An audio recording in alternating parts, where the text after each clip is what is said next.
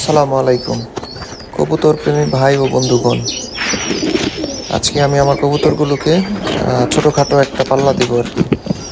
এটা আমার প্রথম পাল্লা এই সিজনে। তো এটা হচ্ছে আমার নরের ধাপড়ি। এইখানে শুধু আমার নরগুলোই থাকে আর কি। পাশে যে নর আছে ওইটা হচ্ছে বাচ্চা এবং মাটির যে ধাপড়িটা ওইখানে। তো আজকে প্রথম পাল্লা, ওদেরকে ওভাবে ট্রেনিং দেওয়া হয় নাই। এই যে আমি আমার ধাপড়ির গেটটা খুলতেছি, এটা দেখা যাইতেছে নরগুলো আমার।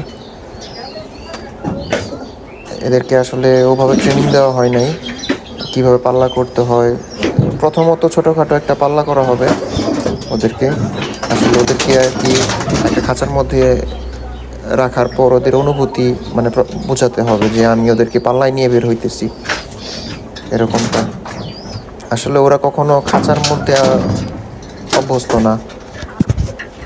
তো এখানের পর কবুতরগুলো আমি এক এক করে হাতে দেখাবো। প্রথমে হচ্ছে আমি আমার এটা হচ্ছে কাজ করা বলতে পারেন বা গাং ছিল বলতে পারেন, এরকম পুরোপুরি দর্শক কিলার হয়েছে নর, পাখনা মজবুত অনেকটা। এটা হচ্ছে আমার কাজ করা লাইনের একটা কবুতর, তবে এইটা হচ্ছে আমার কালেকশন করা একটা বাচ্চা। ও ভালো ফ্লাই করে। এটা হচ্ছে কাজ করা একটা নর, দর্শক ক্লিয়ার হয়েছে মাত্র। নিউ পরের না, এটা আসলে দর্শক ক্লিয়ার হয়েছে। তারপরে আরেকটা কবুতর নিতেছি। এইটা হচ্ছে আমার নরের ধাপড়ি, সবগুলি নর। এই সিজনে আমার নর অনেকগুলো আর কি।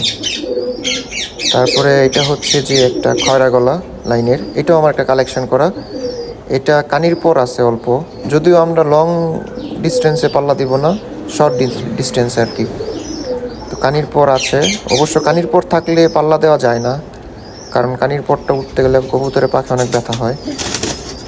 এটা হচ্ছে আমার 2 নম্বর কবুতর। 3 নম্বর কবুতরটা কোনটা, এই যে এটা হচ্ছে আমার 3 নম্বর কবুতর। এটা বলতে পারেন যে এটা একটা সবুজ গলা লাইনের কবুতর। হ্যাঁ, হালকা লাল গিয়ার আছে। এটা পুরোপুরি দর্শক কিলার হয়েছে। কানির পথটা সামান্য একটু আছে আর কি, পুরোপুরি দর্শক কিলার।